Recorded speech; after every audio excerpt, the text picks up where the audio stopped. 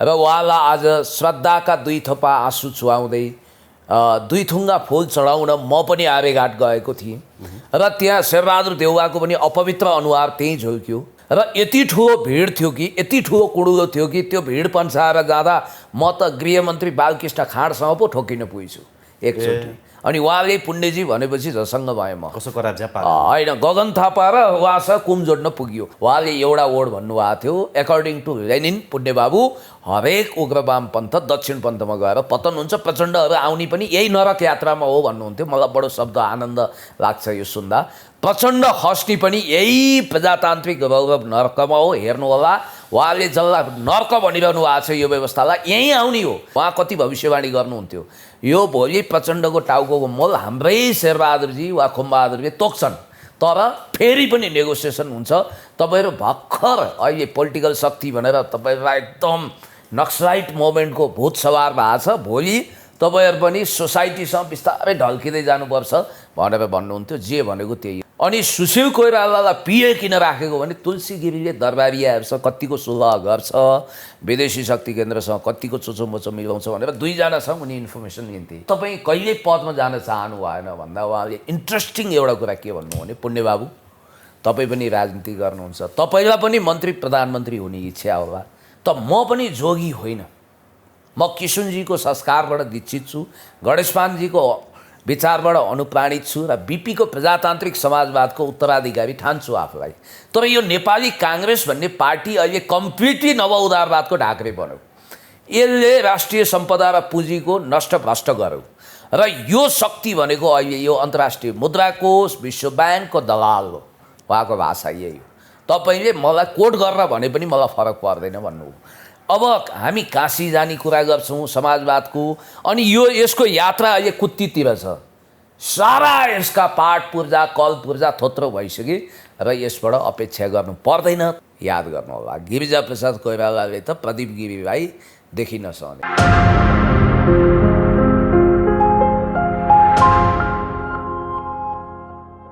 पुण्य गौतमजी हाम्रो फ्रेन्ड हुनुहुन्छ। पुण्य सर, यहाँलाई हार्दिक स्वागत छ। धेरै धेरै धन्यवाद, नमस्ते। हिजो समाजवादी चिन्तक होइन, बौद्धिक व्यक्तित्व नेपाली काङ्ग्रेसका वरिष्ठ नेता प्रदीप गिरीज्यूको दुःखद निधन भयो। आज उहाँको अन्त्येष्टि पनि गरियो होइन। धेरैजना व्यक्तिहरू चाहिँ उहाँ पुग्नु भएको थियो।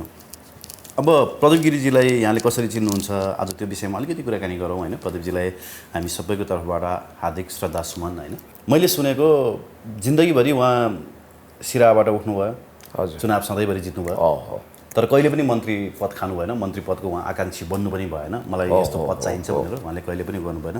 एउटा सादगी व्यक्तित्व भनेर आज धेरैले सामाजिक सञ्जाल भरेका छन्। यहाँले कुन हिसाबले चिन्नु भएको छ सर? पहिलो कुरो त यस्तो लाग्छ कि हाम्रो सोसाइटी उहाँको मृत्यु गरेर बसेको थियो। उहाँको मृत्युको हाहाकार सोसियल मिडियामा 3 दिन अगाडिदेखि नै भयो। उहाँले जय नेपाल लेख्दा लेख्दै पनि मान्छेले हार्दिक श्रद्धाञ्जली लेख्न गए भनेर लेखेका थिए। उहाँ क्यान्सर रोगबाट पीडित हुनुहुन्थ्यो। यो कुरा लुकेको छिपेको होइन, उपचार गराइरहनु भएको थियो। तर उहाँको आयु सिद्धियो, आयो टप्प टिप्यो, मिति पुग्यो, टारेर टारिन्न थियो। कवि शिरोमणि लेखनाथ पौडेलले भने जस्तै उहाँको आयु सिद्धियो र उहाँलाई आज श्रद्धाका दुई थोपा आँसु चुहाउँदै दुई थुङ्गा फुल चढाउन म पनि आर्यघाट गएको थिएँ र त्यहाँ शेरबहादुर देउवाको पनि अपवित्र अनुहार त्यहीँ झुल्क्यो। सबै मन्त्रीहरू थिए र हाम्रो पार्टीको श्रद्धेय अध्यक्ष सामान्य पूर्व प्रधानमन्त्री कमरेड केपी शर्मा ओलीज्यू, नेकपा मालेका महासचिव सीपी मैनाली लगायत फरक धारका नेताहरू जोसँग प्रदीप गिरीको जिन्दगीभरि कतिपयसँग कटुता थियो, कतिपयसँग लभ हेटको रिलेसन थियो, अनेक खालका रिलेसन थियो र आफूलाई 24 क्यारेटको राजावादी भन्नेहरू पनि त्यहाँ पुगेको देखेँ। सबै खाले तह तबका समुदाय वर्गका मानिसहरू, राजनीति बाहिरका मानिसहरू, सामाजिक मान्छेहरू, कलाकारिताका मान्छेहरू, पत्रकार, नागरिक समाज सबै त्यहाँ पुगेको मैले देखेँ र सुरक्षाकर्मीहरूले पनि उहाँलाई एकदमै हार्दिकताका साथ सलामी अर्पण गरेको देखियो र यति ठुलो भिड थियो कि यति ठुलो कुडुलो थियो कि त्यो भिड पन्साएर जाँदा म त गृहमन्त्री बालकृष्ण खाँडसँग पो ठोकिन पुगेछु एकचोटि। अनि उहाँले पुण्यजी भनेपछि झसँग भएँ म। कसो करा ज्यापा होइन, गगन थापा र उहाँसँग कुम जोड्न पुग्यो। अब गगन थापासँग कुम जोड्यो होइन, अब त्यो भिडमा त कसो पड्काएनन् मेरो विरोध सधैँ गरिरहन्छ यति ठट्टा नगरौँ, त्यस्तो हुँदैन। किनभने राजनीतिमा असहमतिहरूको पनि स्थान हुन्छ। होइन, ठाउँ ठाउँमा तपाईँ गगन थापाको विरोध गर्नुहुन्छ नि त। होइन, उहाँले पनि हाम्रो गर्नु होला, मिडियामा नबोल्नु भयो, बाहिर त गर्नुभयो होला। खैर, त्यहाँ प्रदीप गिरीलाई श्रद्धाञ्जली व्यक्त गर्न जाँदा मलाई 2-3वटा अनुभूति भयो। अब नारद मुनिहरूले त गलत, नारद मुनिले उहिलेदेखि प्रदीप गिरी बित्नुभयो भनेर हल्ला चलाए, तर आज बिहान साँच्चीकै उहाँको निधन भयो र उहाँको पार्थिव शरीरलाई केही समयपछि, होइन त्यही त, उहाँको हिजो निधन भयो, पार्थिव शरीरलाई केही समयपछि हाम्रो धार्मिक संस्कारअनुसार, हाम्रो परम्पराअनुसार श्री पशुपतिनाथमा अवस्थित आर्यघाटमा ल्याएर अन्तिम श्रद्धाञ्जली दिइयो, सेलाइयो। र त्यतिखेर मानव कुडो देख्दा चाहिँ उहाँप्रति मान्छेहरू कति धेरै श्रद्धा व्यक्त गर्न ओहिरिएका छन् र उहाँले वास्तवमै धेरै मान्छे कमाउनु भएको रहेछ भन्ने लाग्यो। किनभने उहाँ तपाईँले भने जस्तो लगातार चुनाव जिते पनि उहाँ उप किसनजीको असीम अनुकम्पा रह्यो, पटक पटक मन्त्री हुने अफर पनि दिइयो। र म आज अलिकति नोस्टाल्जिक हुन्छु, फ्ल्यासब्याकमा जान्छु, तपाईँलाई यो सुन्दा मिथक जस्तो लाग्छ। म माओवादी जनयुद्धमा थिएँ, 54 सालमा ल्यान्डलाइन फोनहरू थियो, मोबाइल थिएन, र प्रदीप गिरीको नम्बर मैले एकजना काङ्ग्रेसी नेताबाट प्राप्त गरेँ। प्रदीप गिरीको लक्ष्यदार भाषणहरू त्यतिखेर युट्युब थिएन, केही थिएन, रेडियोमा सुनिन्थ्यो, कहिलेकाहीँ टेलिभिजनमा हेरिन्थ्यो, एनटिभीमा। र प्रदीप गिरी कस्तो छन् त, भेट्ने हुटुटी भयो। र काङ्ग्रेसका नेता सुभाकर पराजुली, म नामै भनिदिन्छु, उहाँ हाम्रै जिल्लाको हुनुहुन्थ्यो, उहाँसँग मैले नम्बर लिएको थिएँ र यो इन्टरभ्यू उहाँले हेर्नु भने खुसी नै हुनु होला। र उहाँले नम्बर दिनुभयो, के भन्नुभयो भने 11 बजीसम्म उहाँलाई फोनै नगर्नुहोस्, 11 बजीसम्म गर्नु भने उठ्दैन, किनभने उहाँ रातभरि पढ्ने, बिहानभरि सुत्ने उहाँको बानी छ, इन्डियन सोसियलिस्ट नेता जस्तै हुनुहुन्छ। म भूमिगतै भए पनि सुभाकर पराजुलीसँग चाहिँ मेरो आकल झुकल भेट हुन्थ्यो। अनि त्यसपछि बिचमा गर्नु होला, तपाईँले अलिकति असुरक्षा पनि हुन्छ, त्यहाँ घरमा चाहिँ नभेट्नु होला, त्यहाँ जासुसहरू पनि आउन सक्छन्, अनेक खालका मान्छे आउँछन् भन्नुभयो। र म काठमाडौँ आएर मलाई आज पनि सम्झना छ, बानेश्वरभन्दा अगाडि कहीँबाट ल्यान्डलाइनबाट फोन गरेँ, म 9 बजे आएँ, नउठ्छ कि भन्ने भयो मलाई। 9 बजे आएर फोन गरेको, उठेन। ठ्याक्कै 12 बजे मैले फोन गरेँ, कसैले उठायो, म पुण्य गौतम बोलेँ भने, उहाँले त चिन्ने कुरा थिएन, म त गुमनाम मान्छे हुँ, को पुण्य गौतम भन्नुभयो, उहाँको सहायक हुनुहुँदो रहेछ। अब म यो भन्नु पनि भएन, म उहाँको शुभचिन्तक, अहिले जस्तो फ्यान अथवा फलोअर्स अथवा यो भन्ने हुँदैन थियो, उहाँको वेल विसर हुँ। मैले अलिकति ढाँटेँ, म तराईतिरबाट सिराबाट आएको भनिसकेपछि चाँडो भेटाउँछन् कि भनेर। त्यसले पनि जादु गरेन, मलाई सुभाकर पराजुलीजीले नम्बर दिनुभयो भन्ने बित्तिकै उताबाट बोल्ड आवाज सुनियो प्रदीपजीको, ए फोन दे त भन्नुभयो। अब सायद उहाँको काम गर्ने मान्छे रहेछ। त्यसपछि मलाई उहाँले कुनै ठाउँ बोलाउनु भयो, मलाई त्यो सोच पनि थिएन कि उहाँले म जस्तो नर्मल मान्छेलाई 3 घन्टा दिनुहुन्छ।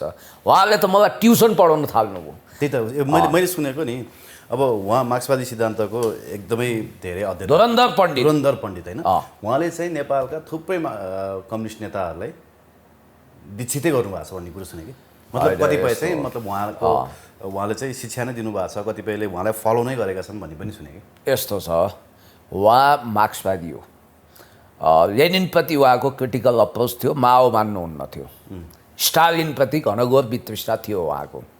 इन्डियन सोसियलिस्ट नेताहरू जस्तो राम मनोहर लोहिया, त्यसपछि तपाईँको जयप्रकाश नारायण, उहाँ नेहरूप्रति अलिकति विमति राख्ने, जेपीप्रति लोयल्टी राख्ने स्वभावको हुनुहुन्थ्यो, स्वाभाविक हो। अब उहाँको जर्ज फर्नान्डिससँग अटल बिहारी वाजपेयी, एलके आडवाणी, मोदीलाई त दाजुभाइको सम्बन्ध जस्तो पहिला त हेपेरै बोल्नुहुन्थ्यो अरे। चन्द्रशेखर, यस, मोदीभन्दा त उहाँ आफूलाई सिनियर ठान्नुहुन्थ्यो। चन्द्रशेखरसँग यसै जिस्किँदै कफी खाने हैसियत राख्नुहुन्थ्यो। अब हुन त मरेर जानुभयो, उहाँप्रति हार्दिक श्रद्धाञ्जली, उहाँको परिवारप्रति गहिरो शोक सम्वेदना। उहाँ वास्तवमा सिराहाको जमिनदार फ्यामिलीमा जन्मिनु हो, हौदामा हात्ती बाँध्नेको नाति र तबेलामा घोडा बाँध्नेको छोरा। र तर मरेर जाने बेलामा उहाँले आफ्नो भएको सबै सम्पत्ति आश्रमको नाममा दान दिनुभयो। ठुलो कुरा हो त्यो, बस्ती ठुलो कुरा हो। सबै सम्पत्ति आजको समयमा आदर्श मूल्य मान्यताको खडेरी परेको बेला प्रदीप गिरीले त्यो गर्नु भनेको वाह क्या बात भनेर सेल्युट गर्नुपर्छ। अब अलिकति पुरानो सन्दर्भ कोट्यौँ, उहाँ डाक्टर तुलसी गिरीको साख्य भतिजो, पञ्चायतमा पटक पटक प्रधानमन्त्री भएर पछि शाही कालमा पनि पूर्व राजा ज्ञानेन्द्रलाई बदनाम गर्न क्रिस्चियन पास्टर तुलसी गिरी नेपाल आउनुभयो र पतन पनि हुनुभयो। उहाँ पनि असाधारण वक्ता र पढैया हुनुहुन्थ्यो र मलाई लाग्छ तुलसी गिरीको 3 पुस्ता नि पढैया थियो र मैले देख्दा मलाई उहाँले 12वटा किताब जति उपहार दिनुभएको छ। त्यो उहाँले दिएको किताब अहिले पनि मेरो ऱ्याकमा छ। र पछिल्लोचोटि इन्ट्रेस्टिङ कुरा म गरिदिन्छु, पुण्य गौतमले जोसँग भेट्यो त्योसँग टिकटकमा फोटो खिचिहाल्छ, टिकटक बनाउँछ भन्ने एउटा मिथकै छ नि। उहाँले एउटा कुरा ब्यान गर्नुभएको थियो मलाई, उहाँ अरूलाई पनि दिनुहुन्न थियो। मैले बुझेको टिकटक बनाउन दिनुहुन्न थियो, जबकि उहाँ टिकटक सबभन्दा बढी हेर्ने हो राति। हाम्रो सामान्य पूर्व प्रधानमन्त्री सधैँ अध्यक्ष कमिटी केपी ओली र उहाँ सोसियल मिडियासँग एकदम परिचित, युट्युबको भिडियो प्रायः सबै हेर्नुहुन्थ्यो। मलाई लिङ्क पठाइदिनुहोस् बाबु भन्नुहुन्थ्यो उहाँले कतिपय, होइन मेरो टेलिफोनमा कुरा हुन्थ्यो र प्रायः उहाँ ल्यान्डलाइनमा उपलब्ध हुने, मोबाइल नभन्दा पनि। उहाँको एउटा स्वभाव थियो र उहाँ कहाँ गइसकेपछि सोसियलिस्ट इन्डियन नेताहरूसँग भेटे जस्तो हुने, किनभने उहाँको पोसाक पनि त्यस्तै थियो, सिराएको मान्छे। मलाई पनि उहाँ जिस्काउनुहुन्थ्यो, मधेसी भएर पनि किन कालो हुनु भएन भन्नुहुन्थ्यो। म त पहिला ताजुब लाग्यो, मधेसमा जन्मिएपछि मधेसी भयो नि त भन्नुहुन्थ्यो कि उहाँले। अनि त्यसपछि उहाँ कतिसम्म तृष्ण र चलाख भने मलाई सुरुको भेटमा उहाँले सोध्नुभयो घर कहाँ, निजगढ। अनि रामेछाप वा काभ्रे कहाँबाट आएको भन्नुभयो। अरे म त चकित परेँ। अनि उहाँले भन्नुभयो म बोली आवाजको टुनबाटै थाहा पाउँछु तपाईँको कमल चौलागाई को हो भन्नुभयो। कमल चौलागाई जो पूर्व मन्त्री पनि हुनुभयो, अहिले नेकपा एमालेको पोलिट ब्युरो सदस्य हुनुहुन्छ, शाही शासनको मन्त्री पनि हुनुहुन्थ्यो, मेरो नातेदार हो, मेरो जेठी आमाको भाइ पर्नुहुन्छ भने मैले। अनि त्यसपछि ल मलाई पहिल्यै आशंका थियो भन्नुभयो। व्यक्तिगत मानवीय स्वभाव पनि थियो उहाँमा। उहाँ कहाँ गइसकेपछि खानपिन आदि इत्यादि, होइन अब स्कच विस्की खानेले विस्की खान्थे, म चाहिँ चिया खान्थेँ। र उहाँको एउटा अद्भुत विशेषता तपाईँले भनिहाल्नुभयो जस्तो, अब म त्यतिखेर अलिकति उग्रपन्थी थिएँ। उहाँले एउटा वर्ड भन्नुभएको थियो, एकर्डिङ टु लेनिन पुण्यबाबु हरेक उग्रवाम पन्थ दक्षिण पन्थमा गएर पतन हुन्छ, प्रचण्डहरू आउने पनि यही नरक यात्रामा हो भन्नुहुन्थ्यो। मलाई बडो शब्द आनन्द लाग्छ यो सुन्दा। प्रचण्ड खस्ने पनि यही प्रजातान्त्रिक गौरव नर्कमा हो, हेर्नु होला।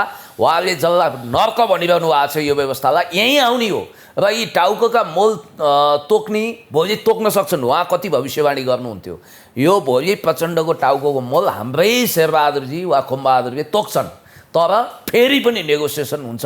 तपाईँहरू भर्खर अहिले पोलिटिकल शक्ति भनेर तपाईँहरूलाई एकदम नक्सलाइट मोभमेन्टको भूत सवार भएको छ, भोलि तपाईँहरू पनि सोसाइटीसँग बिस्तारै ढल्किँदै जानुपर्छ भनेर भन्नुहुन्थ्यो। जे भनेको त्यही। र उहाँले एउटा कुरा भन्नुहुन्थ्यो, कम्युनिस्ट आन्दोलनको सर्वस्वीकार्य टावरिङ फिगर भनेको मदन भण्डारी हो। पुष्पलाल पछि त्यो स्कुल बाहेक अरू स्कुल काम छैन भन्नुहुन्थ्यो। आखिर रहेछ श्रीकृष्ण एक भनेर प्रचण्ड पनि यहीँ मदन भण्डारीको स्कुलिङमा आएको देखियो। र डाक्टर बाबुराम भट्टराई सम्बन्धी उहाँको इन्ट्रेस्टिङ एउटा रिजर्भेसन सहितको मत थियो। उहाँ के भन्नुहुन्थ्यो भने, होइन यो डाक्टर बाबुराम भट्टराई एसएलसीमा बोर्ड फर्स्ट गरे, सबै भयो, यिनलाई कुन जन्मको पापले गर्दा राजनीतिमा तान्यो भन्नुहुन्थ्यो। यस्ता शब्दावलीहरू, उहाँ शब्दको जादुगर पनि हुनुहुन्थ्यो।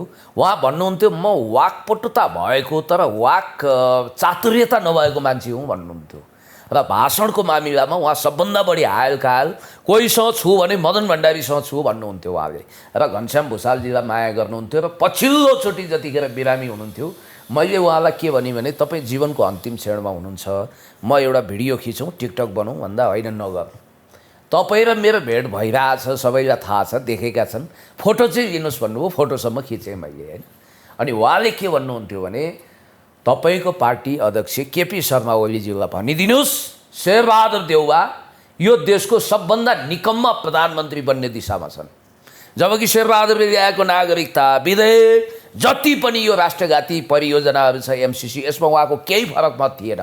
उहाँको एउटै कुरा के हुन्थ्यो भने, बिपीले एकचोटि शेरबहादुर देउवालाई परीक्षा लिनुभयो। उहाँले मलाई सुनाउनु भयो, इन्ट्रेस्टिङ छ। शेरबहादुर देउवाले भविष्यमा गडबडी गर्न सक्छन् भन्ने कुरा किशुनजीलाई पहिल्यै चाल थियो। त्यसकारण किशुनजीले यो केटो इनर्जेटिक छ, डाइनामिक छ, यसलाई बिग्रिन दिनु हुँदैन भन्ने लागेपछि बिपीलाई खोसामत गर्नुभयो। केही कुरा भनिसकेपछि मित्र पार्क स्थित घरमा बोलाउनु भयो अरे बिपीले। अनि बिपीको ह्याङ्गरमा एउटा कोट झुन्डाएको थियो अरे, 2टा। अनि शेरबहादुर देउवालाई रोज नलगाउनु भएछ। ल शेरबहादुर तिमी जाडोमा यत्तिकै हिँडिरहेको हुन्छौ, यो न्यानो उलेनको कोट छ, उनवाला भुवावाला, यो एउटा चाहिँ अलि पातलो छ, यो दुईटा मध्ये एउटा तिमी लगाउँछौ, एउटा म लगाउँछु, तिमी पनि युवा जवान भइसकेका छौ, शरीर बलियो बाङ्गो छ, एउटा कोट छान भन्ने बित्तिकै उहाँले हत्तनपत्त गएर भुवादार कोट उठाएर लगाउनु भयो अरे, जो महँगो थियो, अलिकति दामी पनि थियो, ब्रान्डेड थियो। त्यसपछि किशुनजीले के भन्नुभएछ भने, हेर शेरबहादुर, तिमीले हाम्रो बिपी बाबुको विचार बुझेनौ। प्रजातान्त्रिक समाजवादको म्यान्डेट के हो भने आफूभन्दा अरूलाई इम्पावर गर्छ, नेतृत्वको कदर गर्छ। बिपी हामी सबैको नेता हो। तिमीले बिपीलाई तिमी त युवा छौ, जाडो थेग्न सक्छौ, तर तिमीले यो पातलो कोट लगाउँदा पनि हुन्थ्यो। आफूभन्दा उच्च नेताको बाक्लो कोट तिमीले मोह गर्यौ, त्यसकारण तिमी बिग्रिने खतरा छ भन्नुभयो अरे। अनि बिपीले तत्काल सम्झाउनु भएछ, सुदूरपश्चिममा नेतृत्वको हाहाकार खडेरी छ, अहिले यो मान्छेलाई डिप्रेस्ड गर्नु हुँदैन। त्यो बेलामा टक्करमा 3-4 जना नेता थिए। एउटा 17 सालमा राजा महेन्द्रलाई कालो झन्डा देखाएँ भनेर एकदम जाजल्यमान भएर आएको बिपीकै भान्जी शैलजा आचार्य, जो चन्द्रशेखरसँग अझ प्रदीप गिरीसँग पनि कता कता अनुरागहरू भएको, सम्बन्धहरू भएको भनिन्छ। शैलजा आचार्यको शैलजा, म अहिले यो प्रसङ्ग पनि भनौँला, कसरी प्रदीप गिरीमाथि रामदुलाई गरे खुमबहादुर खड्काले पनि भनौँला म एकछिनपछि। किनभने इतिहास कोट्टाइसकेपछि उहाँको नराम्रो पक्षको विषयमा आज हामी कुरै गर्दैनौँ, तर केही ऐतिहासिक प्रसङ्गहरू हामीले यो इन्टरभ्यूमा लिनुपर्छ, किनभने हेर्नेहरूलाई पनि इतिहास बोध होस्। र त्यसपछि शेरबहादुर देउवा, खुमबहादुर खड्का, शैलजा आचार्य आदि इत्यादिको टक्कर थियो। र यिनीहरूभन्दा पृथक सुशील कोइराला म के भन्दा के कम भनेर आउनुहुन्थ्यो। सुशील डाइनामिक हुनुहुन्न थियो, प्रतिबद्ध चाहिँ हुनुहुन्थ्यो, किनभने सुशीलमाथि शङ्का 17 सालको काण्डभन्दा अगाडि बिपी कोइरालाको क्याबिनेटमा तुलसी गिरी परराष्ट्र मन्त्री हुँदा उनको पिए थिए नि त सुशील कोइराला। अनि सुशील कोइरालालाई पिए किन राखेको भने तुलसी गिरीले दरबारियाहरूसँग कतिको सुलह गर्छ, विदेशी शक्ति केन्द्रसँग कतिको चोचोमोचो मिलाउँछ भनेर दुईजनासँग उनी इन्फर्मेसन लिन्थे। एकजना आफूलाई तुलसी गिरीको टक्करको ठान्ने विश्वबन्धु थापा, अर्को चाहिँ सुशील कोइराला। सुशील कोइरालालाई त्यही भएर पिए राखे बिपीले भन्ने कुरा छ। अनि त्यसपछि त्यो व्यक्तित्व टक्कर हुँदै आउँदा 36 सालको मोमेन्टबाट उदाएका केही नेताहरू, मार्शल जुलुम साक्की, जो नेपालमा जेलको इतिहासमा सबभन्दा लामो जेल बस्ने व्यक्तिमध्ये एक पर्सन, अनि त्यसपछि शैलजा, शेरबहादुर आदि इत्यादिको टकराव थियो। र त्यो बिचमा भइदियो के भने, जस्तो शेरबहादुर देउवाको विषयमा बिपी कोइरालाले भन्नुहुन्थ्यो अरे, हामीले शेरबहादुरको घाँटी न्याक्ने हो भने मलाई प्रदीप गिरीले भने सुदूरपश्चिममा काङ्ग्रेस खडेरीमा जान्छ, किनभने त्यहाँ भएका 1-2 नेता पनि मारिए, कोही पतन भए, कोही पलायन भए, कोही पञ्चायतमा बिके, यो केटो पनि अस्थिर छ भन्ने लाग्थ्यो। र अन्तिममा जब बिपीको अन्तिम दिनहरू आए 39 सालमा, बिपीले किशुनजीलाई बोलाएर एउटा कुरा भन्नुभएछ, मलाई प्रदीप गिरीले भने, प्रदीप गिरीलाई यो कुरा थाहा रहेछ, यो केटो साह्रै चञ्चल छ, महत्त्वकाङ्क्षी छ, यसलाई तुरुन्तै तपाईँले विदेशमा पढ्न पठाइदिनु पऱ्यो, इन्डिया वा थर्ड कन्ट्री भन्नासाथ त्यो बिपीको सदिक्षालाई किशुनजीले 2043-44 सालमा पुरा गरे। किनभने अर्जुन नरसिंह केसी पञ्चायतमा गएर राज्यमन्त्री खाइसकेपछि, बिपिन कोइराला पञ्चायत जोइन गरिसकेपछि शेरबहादुर पनि अञ्चलाधीश हुने कि मन्त्री हुने कि सांसद, राष्ट्रिय पञ्चायत सदस्य हुने भन्ने हतारोमा थिए। त्यसकारण भाग्यले साथ दिएर उनी पश्चिमा जगतमा गए, लन्डनमा गए, विनोद मानन्दरको बुवाको रेस्टुरेन्टमा काम गरे, बिबिसीमा पनि काम गरी भन्छन्, अब त्यो कुरा सबै थाहा छैन। र इन्ट्रेस्टिङ कुरा के छ भने प्रदीप गिरीको सम्बन्धमा मैले एउटा कुरा उहाँलाई सोधेँ एक दिन, तपाईँ केही पनि हुनु भएन, तपाईँमा चन्द्रशेखर जस्तै हटले गर्दा मन्त्री हुन दिएन कि, अथवा तपाईँ कहिले पदमा जान चाहनु भएन भन्दा उहाँले इन्ट्रेस्टिङ एउटा कुरा के भन्नु भने, पुण्यबाबु तपाईँ पनि राजनीति गर्नुहुन्छ, तपाईँलाई पनि मन्त्री प्रधानमन्त्री हुने इच्छा होला, त म पनि जोगी होइन, म किशुनजीको संस्कारबाट दीक्षित छु, गणेशमानजीको विचारबाट अनुप्राणित छु र बिपीको प्रजातान्त्रिक समाजवादको उत्तराधिकारी ठान्छु आफूलाई।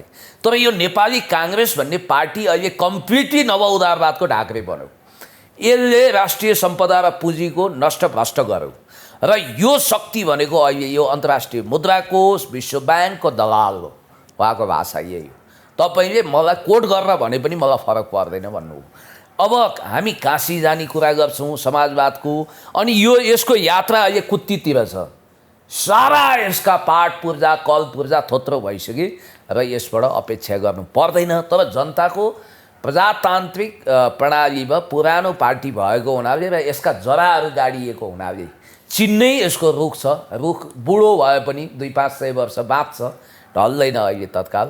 र म चाहिँ विरासतको काङ्ग्रेस हुनाले म काङ्ग्रेसभन्दा बाहिर जान सक्दिनँ। तपाईँलाई एउटा कुरा इन्ट्रेस्टिङ भनिदिउँ, मधेसवादीहरूले पार्टी स्थापना गर्दा एकचोटि साह्रै किचलो भइसकेपछि इन्डियामा एउटा मिटिङ भयो। त्यो मिटिङमा काङ्ग्रेस आईको तर्फबाट जयराम रमेश, दिग्विजय सिंह सबैको भयो, लालु यादव, अनि त्यसपछि त्यहाँ सोनियाको यता मोदीको तर्फबाट अरुण जेटली गएका थिए र त्यहाँ नेपालमा एउटै मधेसवादी पार्टी बनाउने र त्यसको जिम्मेवारी प्रदीप गिरीलाई दिने, त्यसको चेयरम्यान अध्यक्ष।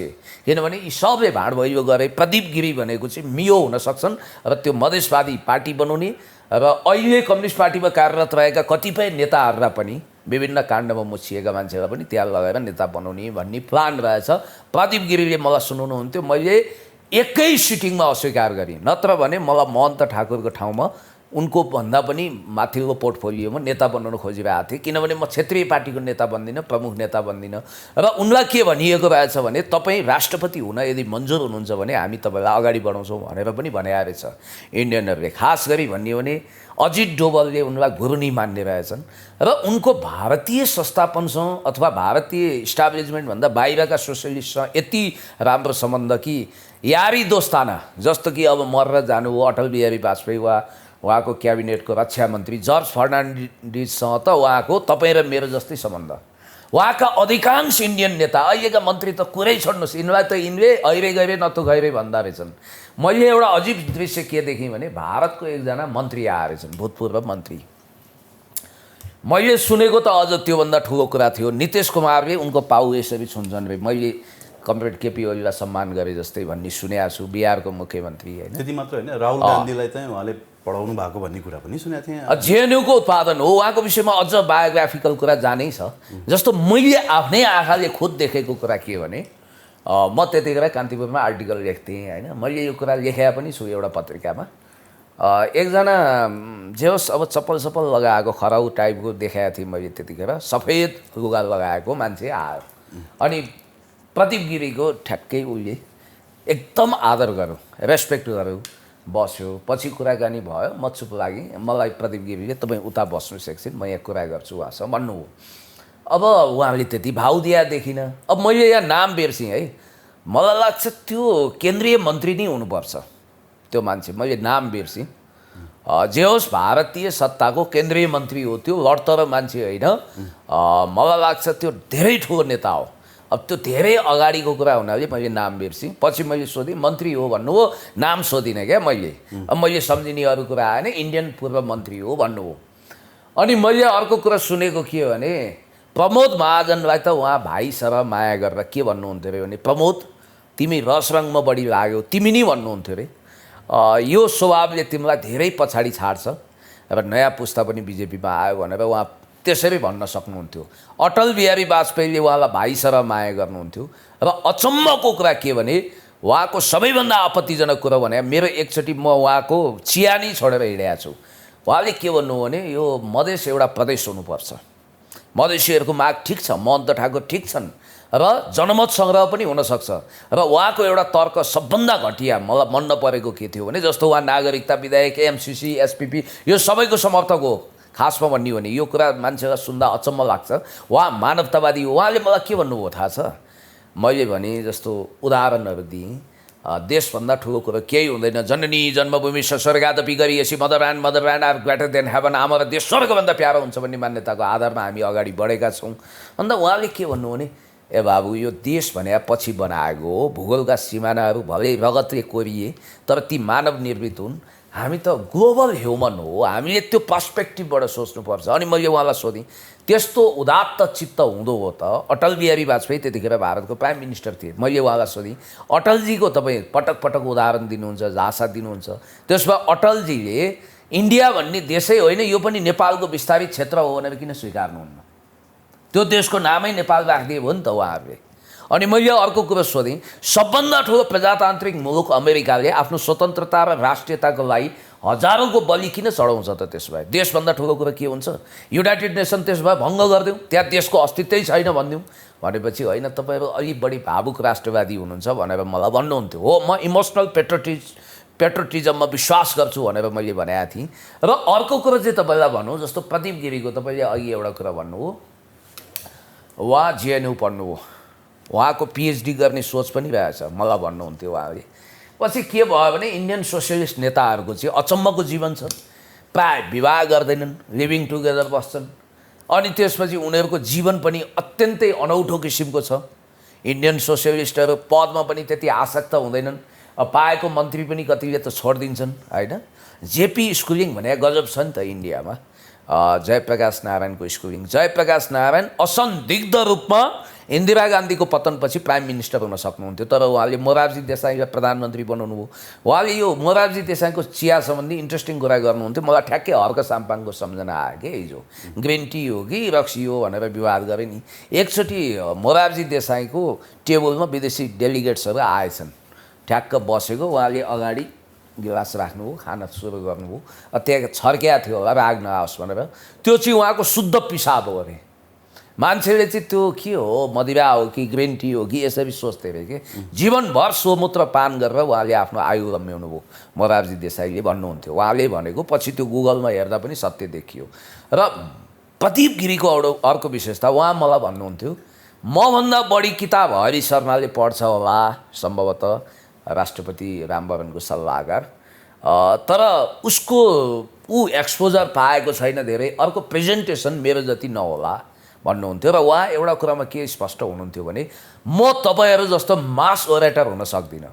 उहाँले एक दिन के गरिदिनु भने 10-12 जना मान्छेहरू थिए, गगन थापा पनि एकछिन अगाडि आएर गएका रहेछन्, अनि उहाँले भन्नुभयो वामपन्थी आन्दोलनमा गगन थापालाई मात गर्न पुण्य भाइ बाहेक कसैले सक्दैन भन्नुहुन्थ्यो। यो म फेरि आत्मप्रशंसा गरेँ होइन, यो सुन्ने दर्जनौँ काङ्ग्रेसीहरू छन्। र अर्को कुरा ख्याल गर्नु होला, उहाँ लगभग पछिल्लो समय सबैप्रति फ्रस्ट्रेसनमा हुनुहुन्थ्यो। उहाँ केपी शर्मा ओलीको दृढतालाई मान्नुपर्छ, उहाँको विचारसँग म असहमत छु। पोलिटिकल लिडरसिप भनेको चाहिँ त्यस्तो जबरजस्त हुनुपर्छ, त्यस्तो स्ट्यामिना हुनुपर्छ भन्ने मान्यता राख्नुहुन्थ्यो।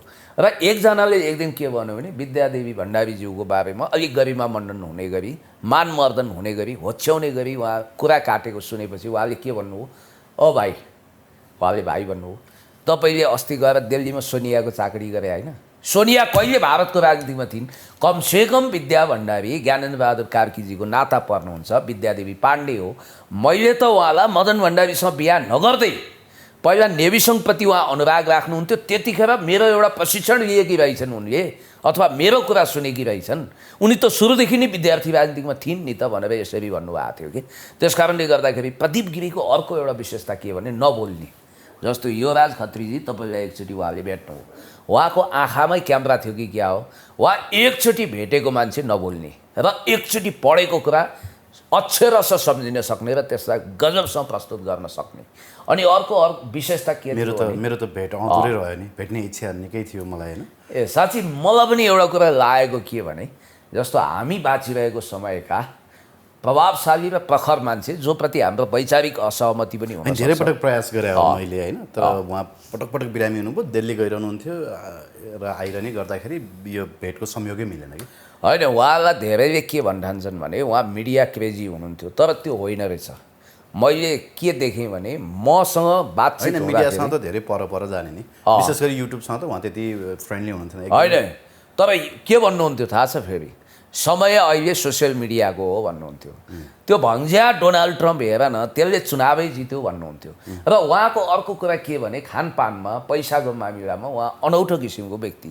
जस्तो मसँग सङ्गत भएका, उहाँसँग पनि सङ्गत भएका हाम्रा सिनियर मान्छेहरू, उहाँ के भने खानपिन मदिरापान आदि इत्यादिमा त काङ्ग्रेसहरू मस्त हुने, खल्तीमा आफ्नो भैन्जेल एकदम पञ्चभोज लगाएको पनि थाहा नहुने। जब खल्तीबाट पैसा रित्यो अनि त्यसपछि ठन्डाराम तपाईँसँग छ भने ल गरौँ। किसुनजीको स्वभाव क्या, किसुनजी के गर्नुहुन्थ्यो अरे भने जस्तो पान खान गयो न्यु रोडमा, पान खायो उहाँले भने मलाई, अनि उहाँ किसुनजीले भोज भतेरमा अथवा काहीँ लान 2-3 जना मान्छे मात्रै हुन्थ्यो अरे चाहिँ प्रायः लानुपर्ने। अनि के गरिदिने भने न्यु रोडबाट हिँड्दै गयो, पान खाने ठाउँमा पुग्यो, अनि पान खुवायो, ल तपाईँ लगन खेल जाने गइहाल्नुहोस्, अहिले बस पाइँदैन। तपाईँ बालाजु जाने मान्छे मिनी बस यति बजीदेखि चल्दैन, तपाईँ माइक्रो बस अथवा केमा जानुहुन्छ जानुहोस्, ल त चाहिँ हिँड त मसँग, अलिकति उता भनेर त्यसरी लानुहुन्थ्यो र त्यस्तोमा म पनि पर्थेँ भन्नुहुन्थ्यो र तपाईँले पदको कुरा गर्नु हो। जस्तो इन्ट्रेस्टिङ कुरा के छ भने उहाँ यो सरी मैले तपाईँलाई सरी टु से 46 को परिवर्तनपछि उहाँ परराष्ट्र मन्त्री बन्न चाहनुहुन्थ्यो। इन्ट्रेस्टिङ कुरा म तपाईँलाई गर्दैछु। आज उहाँकै मुखबाट मैले सुनेको कुरा है, प्रदीप गिरीलाई पदै चाहिएन, कहिल्यै पनि पद चाहिएन भन्छन् नि। इच्छा त मनमोहन भट्टराईले पनि व्यक्त गर्नुभएको थियो। प्रदीप गिरी सिनियर, मनमोहन भट्टराई बडो अभागी मान्छे होइन, पटक पटक कोसिस गर्दा पनि नजाने कुन श्रापले हो, हरिबोल पनि दरकिनार जस्तै हुनुभयो। मनमोहन भट्टराई हर हिसाबले काबिल, जनआन्दोलनको लागि सोलिडारिटी जुटाउनको लागि उहाँहरू ब्रिली ब्रान्डसँग पनि भेट्न चुक्नु भएन र ब्रिली ब्रान्डसँग बिपी पछिको जीवन्त सम्बन्ध भनेको यिनै किशुनजी पछि प्रदीप गिरीहरू मनमोहनहरूको हो। र 46 सालको अन्तरिम सरकारमा किशुनजीले उहाँलाई विदेश मन्त्री परराष्ट्र मन्त्री बनाउन सक्नु भएन। राज्य मन्त्रीसम्म बनाउने कि प्रदीपलाई भन्ने थियो अरे। अझ प्रमुख सल्लाहकार बनाउन खोज्दा उहाँको किशुनजीसँग एक खालको शीतयुद्ध भएछ त्यतिखेर मन भने एक हिसाबले। र उहाँले त्यो दिनदेखि मैले जुन इच्छा गरेँ जुन बेला त्यो मलाई प्राप्त भएन त म अब किन पद खाऊँ भन्ने विरक्ति भयो। र इन्ट्रेस्टिङ कुरा गर्छु, यो उहाँको त्यो इच्छा पुरा गर्न नसकेकोमा किशुनजी चिरकालसम्म दुखी हुनुहुँदो रहेछ। मलाई किशुनजीको सल्लाहकारले भनेको, नारायण खड्काजी पनि सल्लाहकार हो नि त पहिला किशुनजीको। किशुनजीको 56 सालमा किशुनजीले जब अर्को क्याबिनेट बनाउनु भयो 55 को इलेक्सन पछि 56 सालमा, पछि गिरिजाले हटाइदिए होइन। त्यतिखेर उहाँले प्रदीप गिरीलाई टेलिफोन गरेर परराष्ट्र मन्त्रीको निम्ति शपथको निम्ति तयार हुनुहोस् भनिसकेपछि उहाँले सरी किशुनजी मलाई अब परराष्ट्र मन्त्री खानु छैन, मेरो इच्छा मरिसक्यो भनेर फोन राख्नु भएछ। त्यस्तो व्यक्तित्व हो प्रदीप गिरी। अनि अर्को कुरा चाहिँ जस्तो बिपीले अन्तिम घडीमा प्रदीप गिरीलाई किन बाइकट गरे, यो इन्ट्रेस्टिङ कुरोमा गइएन भने यो अध्याय अपूर्ण हुन्छ। फ्यामिलीको हरदम वक्र दृष्टिमा किन परे त प्रदीप गिरी, याद गर्नु होला। गिरिजा प्रसाद कोइरालाले त प्रदीप गिरीलाई देखि नसहने, तर एउटा गिरिजा बाबुले अनौठो कुरा के छ भने गिरिजा बाबुले फेरि उहाँलाई सिराबाट चुनाव गर्नबाट रोक्न सक्नुहुन्न थियो, किनभने गिरिजा बाबुलाई पनि अनेक विदेशी शक्ति केन्द्रको प्रभाव थियो, उहाँले त्यसलाई अस्वीकार गर्न सक्नुहुन्न थियो। भएछ के भने अब यो इतिहास कोट्याउनु पर्छ। हेर्नुहोस्, आज नभए पनि भोलि कुनै न कुनै मान्छेले लेख्छन् होला। म विश्वास गर्छु यो झुटो इल्जाम हो, झुटो आरोप हो र प्रदीप गिरी र सूर्यबहादुरको बिचमा ठुलो किसिमको कटुता र वैमनस्यता थियो। त्यसको कारण के भनिन्छ भने प्रदीप गिरीको पोलिटिकल उम्दा करियरमाथि ब्रेक लगाउन सूर्यबहादुर थापाले बिपीको कान भरे भनिन्छ। भयो के भने जस्तो प्रदीप गिरीले काङ्ग्रेस छोडेनन्, 17 सालपछि पनि निरन्तर आए, जेएनयू पढेको मान्छे। अब भन्न त जेएनयू पढ्नेहरूलाई प्रायः तालिमै दिएर पठाउँछ रहले भन्छन्। अब सबै मान्छे त्यस्तो नहोलान्, त्यसमा अपवाद पनि होलान्, धेरै मान्छे होलान्। अब उहाँ पनि पोलिटिकल साइन्सको एमए हो जेएनयूबाट प्रदीप गिरी। उहाँ लेक्चर प्रोफेसर बन्न चाहनुहुन्थ्यो, त्यो भएन र सायद राहुल गान्धीलाई पढाएको पनि हुनसक्छ है, it may possible, I think so. भयो के भने जस्तो बिपी कोइरालासँग उहाँको अत्यन्तै हार्दिकतापूर्ण सम्बन्ध। प्रदीप गिरी एउटा तीक्ष्ण मेधावी र तेज तरार युवा हो, तरुण हो भन्ने कुरोमा बिपीलाई कुनै शङ्का थिएन र बिपीको सानिध्यतामा लाड प्यारमा हुर्किने तरुणीहरू थिए। शैलजा आचार्य, प्रदीप गिरी, अलि वैचारिक कुरामा कम, व्यावहारिक कुरामा गिरिजा बाबु जस्तै बढी होत्रिने खोमबहादुर खड्का यिनीहरू थिए। बनारस शैलजा त भान्जी होइन, अब शैलजा त आफ्नै भान्जी भइन्, महेश आचार्य शैलजा भान्जी। बनारस बस्दाखेरि बिपी कोइरालाले एकचोटि के भयो भने काठमाडौँमा बम लिएर राम लक्ष्मण आए। राम लक्ष्मण भन्ने दुईजना होइन, ठगी लीला आदि इत्यादि को आए, बम लिएर दुईजना आए। आइसकेपछि थानकोट पछिएको भयो। पुलिसले दायाँ बायाँ केही नहेरिकन ठाडै गएर जो पछि शहीद भए, मारिए उनीहरू। जसले बम ल्याएको थियो तकियाभित्र राखेर ल्याएको थियो, त्यो बम सहितको तकिया कब्जा गरेर त्यो जो मान्छेले ल्याएको ठाडै पक्रिए। त्यसपछि बिपीको क्याम्पमा खैला बेला भयो। त्यो बम उनीहरूलाई बोकाएर पठाउने कुरा जम्मा 3-4 जनालाई थाहा थियो, याद गर्नु होला। एउटा खुद बिपी, दोस्रो गिरिजाप्रसाद कोइराला, तेस्रो शैलजा आचार्य, यो बाहेक कसैलाई थाहा थिएन। र अरू पात्र भने त जो एक्टर हुन्, जो फिल्डमा खटिए, तिनै 2 जना शहीद भए। कसरी चाहिँ अब शैलजाबाट यो लिक हुँदैन, शैलजा एउटा प्रतिबद्ध मान्छे हो, गिरिजाबाट त ज्यान जाला हुँदैन, अब बिपीले गर्ने कुरै भएन, अति शहीदहरू भने त उनीहरू निर्दोष भए, कसबाट यो सूचना लिक भयो भन्ने भएपछि बिपीको मनमा धेरै कालसम्म यो कुरा खेलेछ। एक दिन सूर्यबहादुर थापा भने त कस्तो भने गिरिजाप्रसाद कोइरालाको श्रीमती स्टोभ पड्किएर मर्दा पनि उपचार गरिदिने मान्छे हुन् नि त, उनी पूर्व कङ्ग्रेसी हुन्, त्यसैको गुण तिर्नको लागि भलै उनी पञ्च नेता हुँदा सूर्यबहादुर थापा पनि पूर्व काङ्ग्रेसी हुन्, पूर्व काङ्ग्रेसको धनकुटा जिल्ला कार्य समिति सदस्य नि हो नि उहाँ पहिला। तर बिपीलाई फाँसी दिनुपर्छ भन्ने प्रस्ताव ल्यायो भनेर खेदियो, ल्याए पनि भगवान् उनी कट्टरपन्थी थिए। सत्तामा हुँदा दमनकारी, सत्ता बाहिर हुँदा प्रतिपक्षीय चेतनामा पञ्चायत विरुद्ध कालो टिका लगाएर बस्ने मान्छे, अनसन गर्ने, झन्डै मरेका थिए। इन्दिरा गान्धीले वो हमारा आदमी है, उसका कुछ होना नहीं चाहिए भनेर राजा वीरेन्द्रलाई टेलिफोन गरेको हुनाले सूर्यबहादुरलाई 29औं दिन गएर दरबारका मान्छेले जुस खुवाएर अनसन तोडाएर 36 सालमा फेरि प्राइम मिनिस्टर बने। र उनी सूर्यप्रसादका खास मान्छे हुन्, सूर्यबहादुर थापा भनेको पुराना कङ्ग्रेसिया नै हुन्। र त्यही गुण तिर्न सायद अहिले सुनिलबहादुर थापालाई काङ्ग्रेसले सूर्यप्रसाद उपाध्यायको खास मान्छे हुन्। सूर्यप्रसाद उपाध्याय, त्यसपछि यो मोहम्मद रफी किबाई भन्ने एकजना मातृका प्रसाद कोइरालासँग खुब अनन्य सम्बन्ध भएको र नेहरूलाई हेपेर बोल्न सक्ने मान्छेसँग पनि सूर्यबहादुरको सम्बन्ध थियो। र इन्दिरा गान्धीले त उनलाई आदरै गर्थिन्, सूर्यबहादुरलाई कुनै हिसाबले हेप्थिन् पनि होला, आदर पनि गर्थिन्। अहिलेका जस्तो दास दलाल सूर्यबहादुर पनि एजेन्ट नै हुन्, तर यस्तो लपक्कै लम्पसारै चाहिँ होइन। फेरि अब प्रदीप गिरीको सवालमा चाहिँ के छ भने त्यो बम जब पक्रियो, अब शैलजा र प्रदीप गिरीको अनन्य सम्बन्ध अब तिरागपूर्ण नै भन्छन्, अब दुवै मरेर गए होइन, यस्तो अब नचितौँ, तर्क त आउँछ, सबैले ओपन सेक्रेट जस्तो हो। त्यसपछि भनिन्छ एउटा अचम्म अनौठो कुरा, बिपी आफ्नै भान्जीप्रति आसक्त हुनुहुन्थ्यो भन्ने कुरा पनि गर्छन्। यो पाप नचिताइयोस्, यदि मैले बोलेका कुरा इतिहासकारहरूले मलाई गलत पाठ पढाएका हुन् भने त्यसको जिम्मेवार तिनीहरू नै हुन्। यो धेरै ठाउँमा लेखिया छ र दुर्गा सुवेदीको किताबमा पनि धेरै कुराहरू आएको छ। दुर्गा सुवेदीको दुर्गा सुवेदीको किताबमा दुर्गा सुवेदीसँग भेटेर कुरा गरियो भने पनि धेरै कुरा आउन सक्छ। त्यसपछि बिपीको मनमा यो कसले चाहिँ यो बमको सूचना दियो, पञ्चायतको संयन्त्र नै तगडा हो कि अचम्म भयो भनेर बिपीलाई जहिले पनि त्यो कुरामा छटपट्टि लाग्ने। बिपी अलि इमोसनल मान्छे पनि, साहित्यकार हो।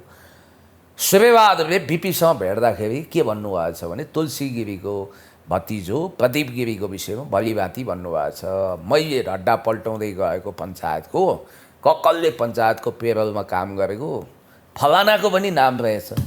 त्यो बम पड्क्यो, बम समाइयो नि बिपी बाबु, बुझ्नुभयो, अब रहस्य बुझ्नुभयो भन्ने बित्तिकै त्यो दिनदेखि बिपी कोइरालाको ब्ल्याकलिस्टमा प्रदीप गिरी, जतिसुकै प्रतिभाशाली भए पनि। तुलसी गिरीसँग नजिक भनेर बिपीहरूले त्यसरी छिछि दुरदुर गर्न थाले। जबकि बिपीको कमजोरी नै कुनै समय तुलसी गिरी थिए। साडी घडी र नारीप्रति अति आसक्त तुलसी गिरी र बिपी कोइरालाको पनि आसक्तता भनेको मिठो खाने, राम्रो मोटर चढ्ने कुनै समय। पछि त उहाँ डाउन टु अर्थमा जानुभयो, 33 सालपछिको बिपी त देशभक्त हो। नत्र कुनै समय भनेको त अब धनाढ्य महाधनाढ्य डाक्टर तुलसी गिरीले सबै कुरा उपलब्ध गराउने भनिन्छ। बिपी कोइराला, तुलसी गिरी र राजा महेन्द्रको बिचमा एउटा साझा युवतीले पुलको काम गरिरहेकी थिइन् र तिनैजनासँग अन्तरङ्ग सम्बन्ध थियो। उनी मरेर गइन्, उनको नाम नभनौँ, राणा युवती हुन् होइन, किशोरी राणा, अब नामै भनिदिउँ केही फरक पर्दैन। र अर्को कुरो के छ भने किशोरी होइन, किशोरी राणा हो होइन, नाम होइन होइन, जे होस् तपाईँ अन्वेषण गर्नु, तपाईँले चाहिँ किशोरी हिस्ट्रीको। अब त्यसपछि के हुन्छ भने प्रदीप गिरीको अर्को कुरो, यो कमजोरी पत्ता लगाइसकेपछि खुमबहादुर खड्का सबभन्दा लडाकु नेता त्यतिखेर र काङ्ग्रेसको केन्द्रीय कार्य समितिमा शेरबहादुरभन्दा अगाडि गएको 34 सालमै केन्द्रीय सदस्य थिए खुमबहादुर खड्का। र खुमबहादुर लगाएर तुलसी गिरी, प्रदीप गिरीलाई रक्ताम्य हुने गरी पिटियो भनिन्छ। त्यो दिनदेखि बिपीबाट टाढा हुनुभयो। र गिरिजाप्रसाद कोइरालाले बिपीले टाढा बनाएको तुलसी गिरीलाई कहिल्यै पनि मूलधारमा समेट्नु भएन, तर पन्साउन पनि नसक्ने। पार्टीभित्र ल्यायो भने पार्टी लुलो हुन्छ, बाहिर राख्यो भने धुलो हुन्छ टाइपले व्यवहार गर्नुभयो वामदेवलाई मदन भण्डारीले व्यवहार गरे जस्तै।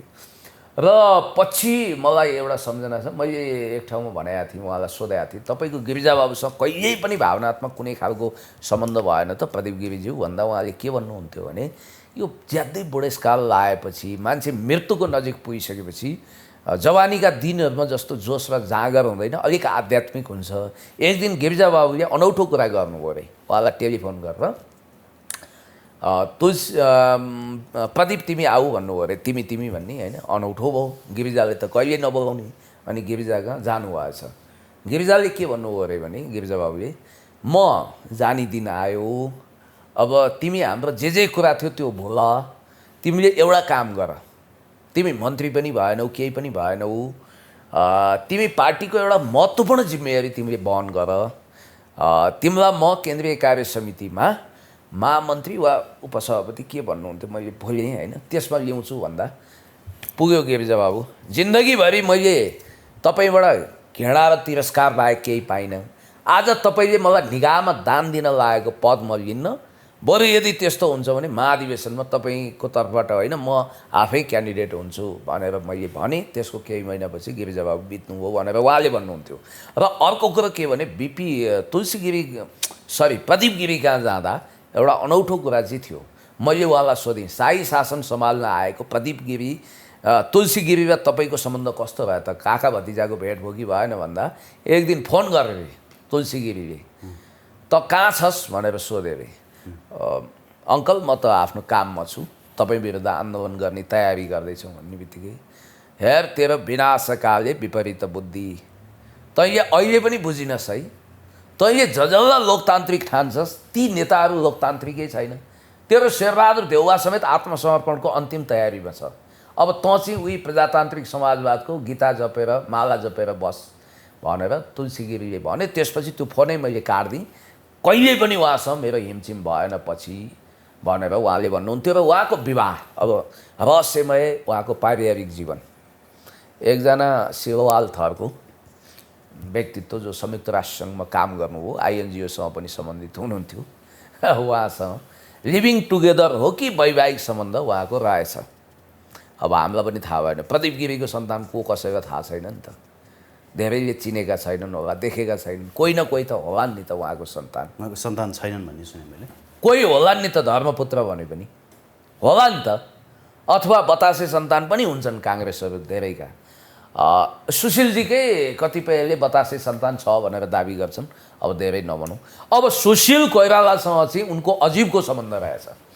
उनले भन्थे म सुशील कोइरालालाई गौप्राणी ठान्थेँ, यिनी त गिरिजाभन्दा चलाक रहेछन् भने कि मलाई तुलसी गिरीले कसरी प्रदीप गिरीज्यू भनेर प्रदीप गिरीले भनेको। यो सुशील कोइराला कहिले पनि क्याबिनेट मन्त्री नबन्ने, जहिले पनि अस्वीकार गर्ने, उनको दाउ के रहेछ भने एकैचोटि प्रधानमन्त्री बन्ने, त्यसको लागि उनले सारा सेटिङ मिलाएका रहेछन्। इन्डियनसँग बडो वार जस्तो देखाउने तर इन्डियनसँग बडो आत्मीय सम्बन्ध पो कायम गरेका रहेछन् सुशील कोइरालाले। भलै पछि त्यो कटुता र तिक्ततामा परिणत भयो, पाकिस्तानी एजेन्ट भनेर बदनाम गरे भनेर उहाँले भन्नुहुन्थ्यो। तर एउटा कुरा सुशीलबाट सिक्नुपर्छ, त्यो भनेको मूर्खताको हदसम्म पार्टीप्रतिको आस्था भन्नुहुन्थ्यो कि उहाँले। र आज तुलसी गिरीको भतिजा प्रदीप गिरी यो संसारमा रहनु भएन, उहाँलाई तुलसी गिरीको भतिज मात्रै भन्दा अन्याय होला। र काङ्ग्रेसको संस्थापनले सधैँभरि उहाँलाई पन्छायो। कोइराला फ्यामिलीको आँखाको नानी होइन, आँखाको तारो भन्नुभयो। शेरबहादुर देउवाले उहाँलाई ओठे भक्ति त देखाए तर कहिले पनि यथोचित सम्मान दिएनन्। र मलाई जहाँसम्म लाग्छ भन्नेहरू के दाबी गर्छन् भने प्रदीप गिरीको एकचोटि मन्त्री हुने इच्छा चाहिँ थियो, त्यो पुरा गर्नको लागि उहाँलाई नसोधी क्याबिनेट मन्त्री बनाउनु पर्थ्यो अथवा डेपुटी प्राइम मिनिस्टर बनाउनु पर्थ्यो भन्ने पनि छन्। र एउटै कुरा मैले के सोचेँ भने उहाँको राष्ट्रियताप्रतिको दृष्टिकोण, देशभन्दा विकास समृद्धिप्रतिको दृष्टिकोण धुमिल थियो। उहाँ आफूलाई भलै समाजवादी भन्नुहुन्थ्यो, मैले उहाँलाई भन्थेँ कि हामी साइन्टिफिक सोसियलिजमको कुरा गर्छौँ, तपाईँहरू युटोपियन सोसियलिस्ट हुनुहुन्छ, युटोपियन मार्क्सिस्ट हुनुहुन्छ, र अर्को कुरा रबर्ट ओवेनको विश्वास गर्नुहुन्छ तपाईँ, र हामी चाहिँ प्रजातान्त्रिक समाजवाद भन्दा पनि वैज्ञानिक समाजवादमा विश्वास गर्छौँ वर्गीय हिंसाको पनि कुरा गर्छौँ कम्युनिस्टहरू भन्ने बित्तिकै ब्यालेट बक्सबाट समाजवाद कसरी आउँछ भन्दा ब्याक टु ह्युगो चावेज भन्नुहुन्थ्यो उहाँले। ह्युगो चावेज हेर्नुहोस् न, अब क्यास्ट्रोकै युग हेर्नुहोस्, नेपालमा पनि मदन भण्डारीले जे भने त्यसै गरी समाजवाद आउँछ भन्नुहुन्थ्यो। यो उग्रपन्थी तर्क गर्दा म माओवादीमा थिएँ। जब मदन भण्डारी पन्थी भएँ म, त्यसपछि म कन्भिन्स भएँ कि वास्तवमा प्रदीप गिरीले भनेको एउटा कुरा ठिक थियो, त्यो युरो कम्युनिजमकै मोडललाई लागू गर्ने भनेको होइन, नेपाली माटोको सुगन्ध आउने मार्क्सवाद भनेको बौद्धवीय जनवाद हुँदै अगाडि बढ्ने ब्यालेट बक्सबाटै अगाडि बढ्ने समाजवाद हो भन्नुहुन्थ्यो। र उहाँ काङ्ग्रेसलाई के भन्नुहुन्थ्यो भने काङ्ग्रेस मन र कर्मले पुरै नवउदारवादी, वचनले समाजवादी। र आजकल त उहाँले एउटा इन्ट्रेस्टिङ कुरा गर्नुहुन्थ्यो, आजकल हाम्रा नेभी सङ्घका तरुण तरुणीहरू, युवा युवतीहरू जब पार्टी अफिस जान्छन्, गिरिजाबाबुलाई चिन्न अस्वीकार गरिसके, बिपीको फोटो देखेर होइन हौ यो बुढो को हो, यो दारीवाल कुनै जोगी हो भन्ने टाइपको धारणा पाल्छन्। काङ्ग्रेस त्यस्तो भइसक्यो। काङ्ग्रेस सबैको लागि साझा पार्टी हो, यहाँ जो पनि आएर हटाउन सक्छन्। त्यसै कारण काङ्ग्रेस जसरी हुन्छ घिटी भने पनि बाँचिराख्छ भन्नुहुन्थ्यो। रुखको आयु पनि लामै हुन्छ, यो काङ्ग्रेसको आयु पनि लामो छ। तर उहाँले अर्को कुरा भन्नुहुन्थ्यो, पृथ्वीमा कुनै पनि चिज चिरञ्जीवी छैन अथवा अमर छैन। एक दिन काङ्ग्रेस पनि कोमिङताङ बन्न सक्छ। यसै गरी गयो भने च्याङकाई सेकको सबभन्दा ठुलो पार्टी, चिनको मूलधारको पार्टी कोमिङताङ जसरी विघटन भयो, काङ्ग्रेस पनि विघटनको दिशामा जान सक्छ भन्नुहुन्थ्यो। हस् पुण्यजी, धन्यवाद। पिएनपी मिडिया र युवराजजीप्रति पनि आभारी छु, धन्यवाद।